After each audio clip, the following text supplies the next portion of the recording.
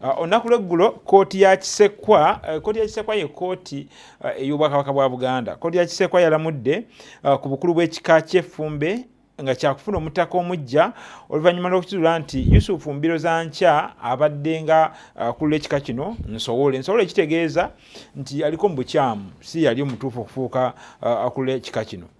Kino kivudde ku nsala y'omusango ogwawa Katikkiro w'essiga ly'Amagunda ayitibwa James Walusimbi Kisasa n'abalala mu kkooti ya Kisekwa okuzuula nti omutaka Yusufu Mbirozankya tali mu buufu bwa Kisitu Ntege omuva oyo alya obwa Walusimbi. Kkooti era neya Kisekwa ekulembeddwamu omulamuzi waayo Joshua Kateregga yasomedde enjuyi zombi obujulizi obw'enjawulo kwesinzidde okuwa ensala yaayo nga bonna bulaga nti ekika ky'Effumbe kimaze emyaka 10 nga kitambulira mu bukulembeze obutali butuufu.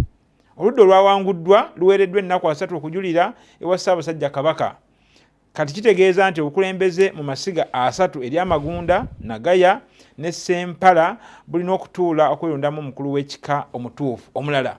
Mbirozankya twamwinako wano mu studio era yajja ne Wasu ono lwe yaliwo naye nga Mbirozankya ono muvubuka mbulakalevu naye ye yakulemberamu abataka abagenda ewa President Museveni ne batikkulayo ettooke lya bumbi mwenda. Anti ettooke eryo ssebo ettaka lya bumbi mwenda ye bakulemberamu ekitaasanyusa Katikkiro wa Buganda Charles Peter Mayiga era ebigambo byayisinganyizibwa mujjukira.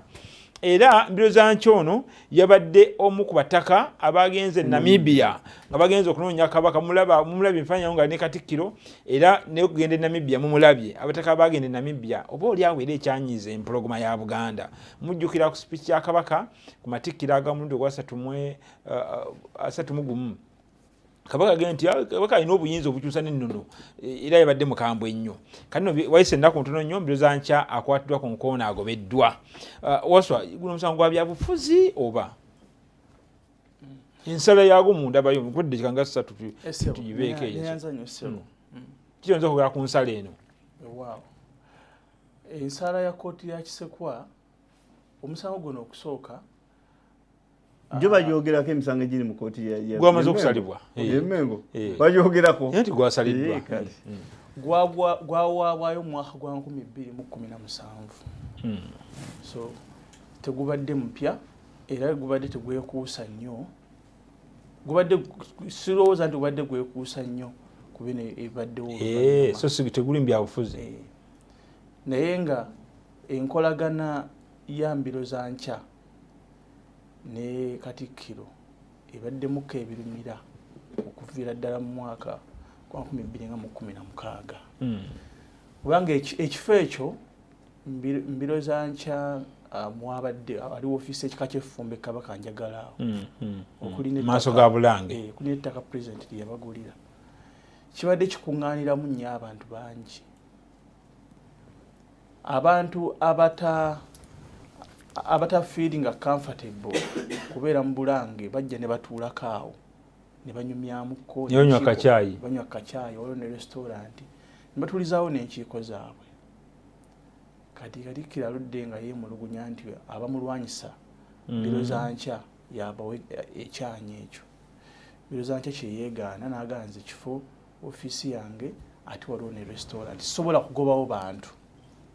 So enkolagana eyo neetaba nnungi naye nze sirowooza nti era ye yavuddeko newankubadde awali omulema tewafunyirwanga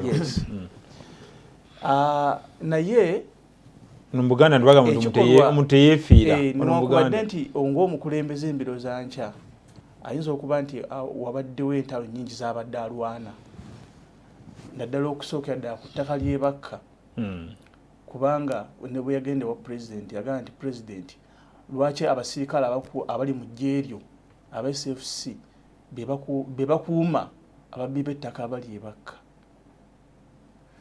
So nga yeemulugunya ku ttaka eryo n'entalo nnyingi ezibaddewo nga bw'oziwulira. Ate ne tufuna kino ekyajja oluvannyuma nti yakulemberamu abataka kugenda Entebbe ekitali kibi okusaba President abagulira ettaka era n'abagulira yoyo Museveni endooliito ne zijja nnyingi nnyo ne mukuddeyo omulundi ogwokubiri yaliko Mbirozankya teyagenda Namibia wabula yasiibula abataka banne kusaawa Entebbe ya ne bagenda e Namibia okugenda okulaba ku kabaka. Kati ebyo byonna byaleeta enkolagana etali nnungi wakati we n'ofiisi ya Katikkiro.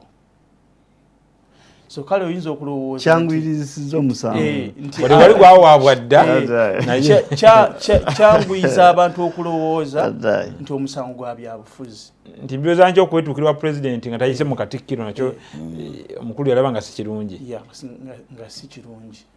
Kyokka newankubadde abadde ayinza okuba tayagalwa Katikkiro oba n'abantu b'Emmengo, naye ab'ebyokwerinda bo bamanyi nti omutujju bw'abeera ng'ali mu katundu k'ekawaala ne bamuziga nga ddala waali bo tekibagaana kusuula bomu katundu k'ekawaala konna, abantu bonna abalimu ne bafa naye n'omutujju n'afiiramu. Mu nsi ziri nga Isirayiri ne Gaza nze ndowooza nti kye baakoze. Kati kino kitegeeza ki mu bukulembeze bw'ekika? Nti baasudde bomu ku kika ky'Effumbe naye nga baluubiridde omuntu omu biro zankya. So kino kitegeeza ki? Myaka 10 obukulembeze osobola okulivaasa ebyasalawo emyaka 10 mabega. Ekika ky'Effumbe kyateereddwako akaso ak'obwogi mu bulago. Bagenda kulwanagana n'okweyuzaayuzaamu. Bijja kubeera nga b'endiga. Olwaleero kkiriza obaganda banja lya mwengeri gona twamuwulidde ate naye era yali ava mu kkooti ey'emu. Omulembe guno tetukyasobola kusaawo nnono mpya. Kkooti ya Kisooka bye yaragidde nti abamasiga abasatu batuule bateekewo structure empya omugenda okuva bwa Walusimbi. Mbiro za nkya teyalangiddwa nti nsobole nti yali mu bukyamu, wabula bo bawakanyiza sisitimu ey'emyaka 1000 omubadde muyita abali obwa Walusimbi. Naye nsobole nga nazo zisuse mu bika ki ekireeta ekyo? Bo baga nti omutaka omutuufu yakoma ku oyo yatandika ekika myaka 1000 years ago. Abalala bonna abazibalya n'owookubiri yali mukyamu.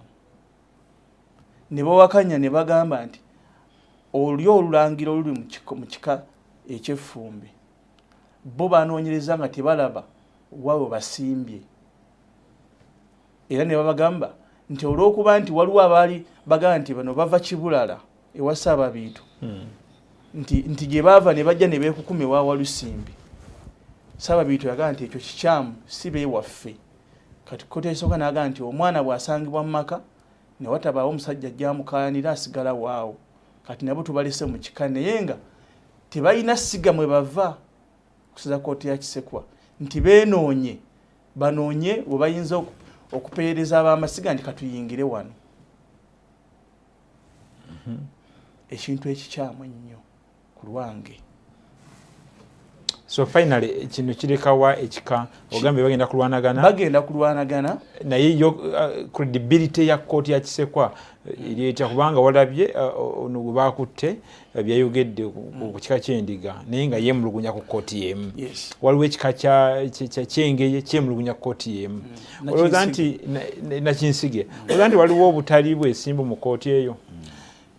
Nze ndowooza nti enkola entuufu yalibadde kkooti ya Kisekwa eyo kuba eyo mu kusooka yayitibwanga ddiiro erya Kisekwa. Omuteekerwa abataka oba abantu abakunavu mu nnono abagenda okutwalibwa okwanjulibwa bwa Kabaka. So teyali kkooti, emisango gy'ebika gyasalibwanga mu bika. Naye bakkiriza Walusimbi abaddeko mbiro za nkyajulire osuubirayo bw'aba ajulidde ayinza okuyi?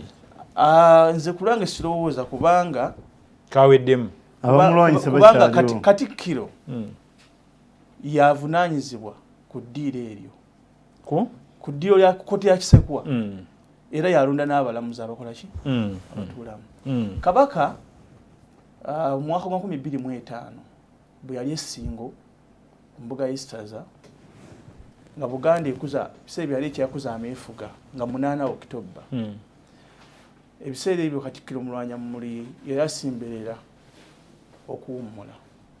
Yagamba nti mu kiseera kino tusaana twekenneenye nnyo omuntu anaali obwa Katikkiro. Tusaana tuwagira ekiteeso ky'abataka ekyokussaawo akakiiko akanaasunsulanga abanaali obwa Katikkiro. obuyinza bwa kabaka kubanga Katikkiro omuntu mukulu nnyo mu nsi yaffe abataka abo mwe baafa obuyinza bwe butusa n'okusala emisango gy'ebika so na guno yagenda ogusala kale nno tusala tufune omuntu omutuufu atatufuukire kyambika bakuwamba kabaka obuyinza kabaka yalina obulonda Katikkiro ekibagambye byali bigambo bya kabaka mu 2025 kati gy'emyaka emeka egiyiseewo emyaka kumpi emyaka 2019 erimu ebiri Katikkiro yasala emisango gy'ebika so ne lijjaddukidde era Katikkiro yagenda okusala